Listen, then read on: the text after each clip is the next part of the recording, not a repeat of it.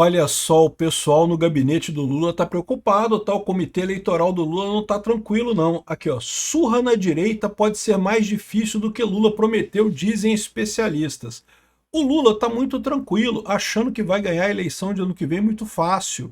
Por que não, pô? Ganhou em 2022, né? Deram aquela ajuda para ele meter o dedão na balança ali para ele ganhar em 2022.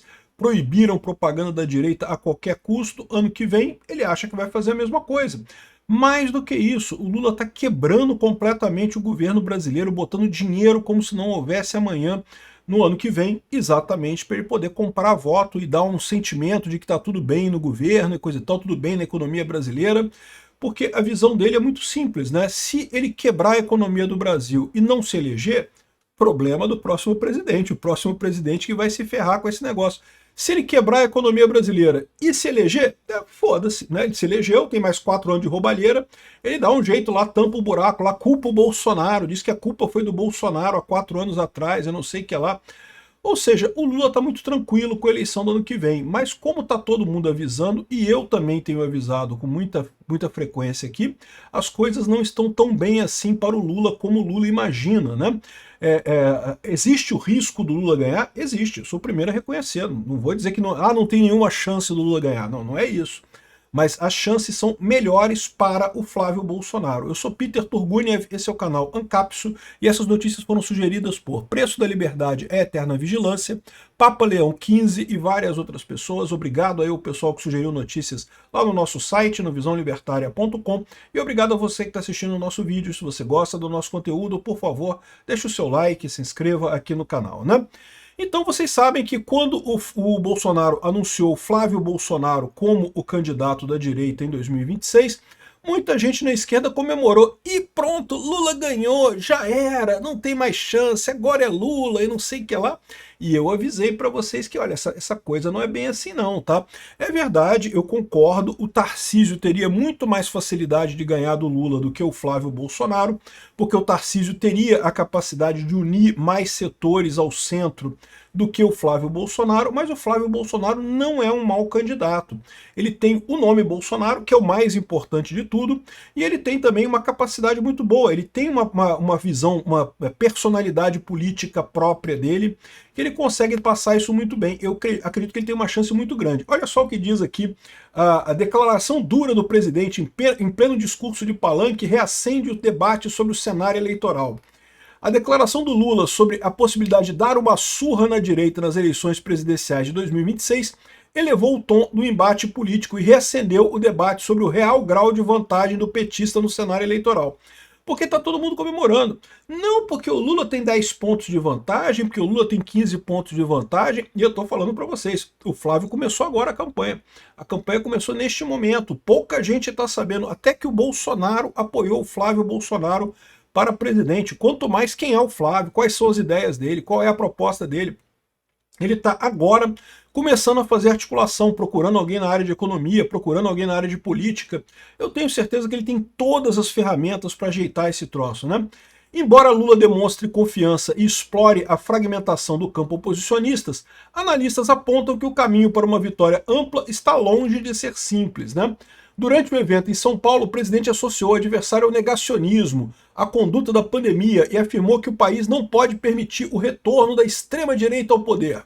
O que já mostra o fato de que o Lula não sabe quem é o Flávio Bolsonaro, né? Para quem não se lembra, isso daqui ó, é um vídeo do Queiroga, na época da pandemia, vacinando o Flávio Bolsonaro.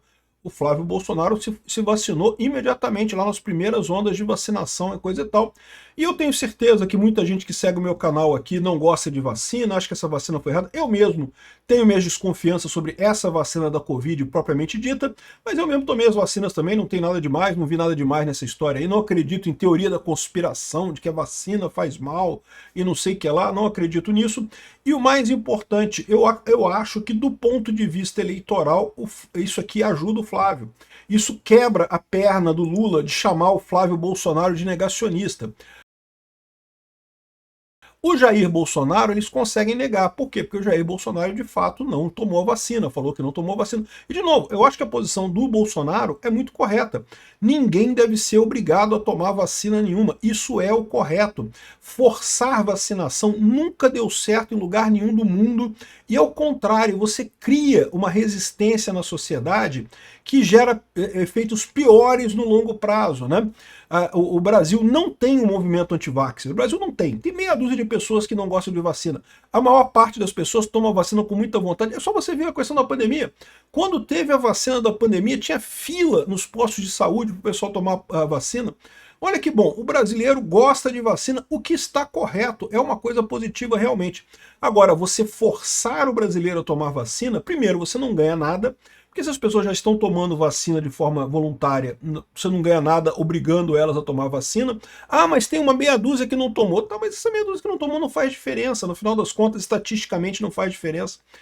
E você forçando, você cria o risco de gerar uma resistência na sociedade, de criar um movimento anti-vaxxer. Esse sempre foi minha crítica a isso. Eu acho que a vacina é uma coisa positiva, mas que tem que ser voluntária mesmo. O que o Bolsonaro falou de que toma quem quiser é o que é o correto.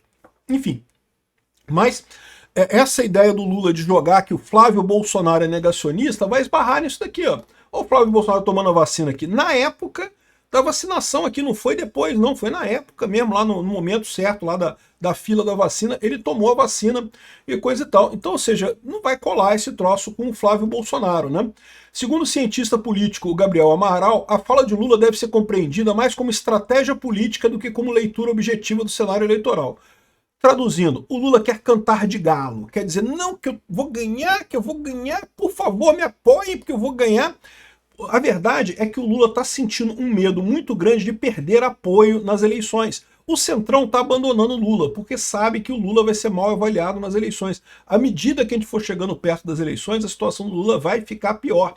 O Centrão está ameaçando sair. O que o Lula está querendo fazer aqui é convencer o Centrão a ficar com ele. O Centrão é uma vantagem política, eu já expliquei para vocês. Por mais que do ponto de vista eleitoral, do ponto de vista, digamos, pragmático, né, ou na discussão das ideias, o Centrão seja uma nulidade, porque eles fazem qualquer coisa que qualquer um queira, na prática, o desafio no Brasil é convencer as pessoas a irem votar. A maior parte do povo brasileiro não quer sair de casa para votar, meu amigo. Então ter o cara lá na ponta para pedir para o pessoal, não, vamos lá votar fulana, vamos lá votar Beltrano. E o Centrão tem muito isso em muitas cidades do Brasil, né? Isso é uma vantagem para o Lula. Agora, o problema todo é o seguinte, as pesquisas recentes mostram dispersão de nomes conservadores no primeiro turno, mas a verdade é que o desempenho no segundo turno é semelhante. Então, ou seja, o que quer dizer isso? No final das contas, vai todo mundo votar na direita. No primeiro turno vai ter um monte de gente, vai ter o Caiado, vai ter o Zema, vai ter não sei o que lá, vai ter A, B, C. É verdade, pode ter. A gente não sabe ainda quem vai ter no primeiro turno, né? Mas seja lá quem for, no segundo turno o Lula tende a enfrentar o Flávio e o Flávio está bem colocado nessa história, né? Aqui, ó, assim, Amaral pondera que essa vantagem não significa terreno livre. A assimetria favorece Lula, mas não garante uma surra. Ela reflete, sobretudo, a desorganização do campo oposicionista. E eu não sei não, tá? Isso é a impressão desse pessoal. O Flávio está bem organizado, né? A polarização impõe limites, é isso que o pessoal fala. Não vai ter o pessoal do centro. Quem acha que vai ter um candidato de centro, eu já falei isso em 2022, falo de novo agora. Esqueçam essa ideia. Não vai ser tão logo no Brasil que teremos um candidato de centro. Talvez daqui a 50, 60 anos a gente tenha um candidato de centro. Até lá vai ser polarizado esquerda e direita. Então tá aqui, ó. Além disso, o desgaste natural de quem está no poder e os altos índices de rejeição ao presidente indicam que o resultado tende a ser apertado. Vai ser uma eleição apertada de novo. Só que dessa vez o Lula está no lado pior dessa história. O Lula tende a estar no pior. E o pior, a questão do dedão na balança. Lembra, o presidente do TSE vai ser o Cássio Nunes na eleição de 2026. O Cássio Nunes não vai conseguir ajudar o Flávio Bolsonaro, mas vai impedir que existam mecanismos para atrapalhar o Flávio Bolsonaro. Então isso é uma coisa bacana, né? Eu acho engraçado que o pessoal da esquerda está colocando isso daqui, ó. Bolsonarismo sofre baque com a operação da PF, que acharam dinheiro na casa do Sóstenes, no Sóstenes, né? E aqui também, olha só, apreensão de dinheiro vivo pega o bolsonarismo no contrapé. Olha que coisa curiosa, sempre que passa o carro da pauta, né, olha só, Folha de São Paulo e o Globo falando a mesma coisa, do mesmo jeito, no mesmo dia. Isso me parece combinado, né? Por que isso? O que é isso daqui? O pessoal tentando abafar o caso do Lulinha, tentando jogar alguma lama na oposição, mas não estão conseguindo, porque esse caso aqui é um caso que não tem importância nenhuma. Compara isso com 129 milhões da mulher do Alexandre de Moraes, compara isso com as viagens do Lulinha, lá do roubo dos aposentados, né?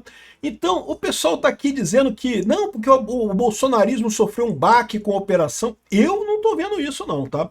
Não vi ainda as principais pesquisas de opinião, mas para mim não refletiu isso ainda. E a questão toda é, na pior das hipóteses, olha só, o Sócrates Cavalcante e o Carlos Jordi são figuras excelentes do bolsonarismo, são caras que eu tenho certeza que têm um futuro muito grande no bolsonarismo. Mas o bolsonarismo tem um número enorme de figuras, tá? Se for o caso de trocar eles por outras pessoas, dá para fazer fácil. A esquerda é que tem um problema. Como é que troca o Lula? Não tem ninguém na esquerda para tirar o Lula, né? Aqui, ó, o Brasil Jornal, que é um jornal da extrema esquerda, coloca aqui uma coisa que eu acho que o pessoal deve prestar atenção também, né? Além do Lula estar preocupado de ele perder a eleição, existe uma outra preocupação. Este Senado late contra o STF, o próximo pode morder. E, de fato, essa é a grande preocupação do STF, né? O pessoal coloca aqui, ó, pelas projeções que faço hoje, o Senado que toma posse em 2027 deve ter entre 50 e 60 parlamentares com a leitura crítica sobre o STF. Meu amigo, se tiver 50 e 60 parlamentares, entre 50 e 60 parlamentares contra o STF, faz impeachment de quem quiser. Foda-se o Gilmar Mendes. Ah, mas o Gilmar Mendes mudou a lei do impeachment, tornou difícil a coisa, não sei o que lá. 50 votos no Senado, se precisar, faz impeachment. Primeiro do PGR, para botar um PGR que seja a favor do impeachment, e depois com o PGR a favor do impeachment, faz o impeachment e tira o ministro do STF. 50 votos no Senado, se a gente colocar isso, acabou. É o que eu falo para vocês, é o grande erro do STF. O STF acha que consegue vender para a sociedade que está tomando decisões técnicas, puramente técnicas, mas está todo mundo vendo que eles estão agindo politicamente contra a direita. Com isso, quanto mais eles batem no Bolsonaro, mais eles dão força para o pessoal a favor do Bolsonaro contra o STF. A esquerda está numa enrascada. Eles estão brincando aqui, o Lula está falando não que vai dar uma surra na direita. Isso aqui é desespero, meu amigo. Isso aqui não é avaliação isenta, não. Isso é desespero dele. Obrigado por assistir nosso vídeo até o final. Tem alguns links para você nos ajudar aí na tela e também na descrição desse vídeo. Contribua com o nosso projeto.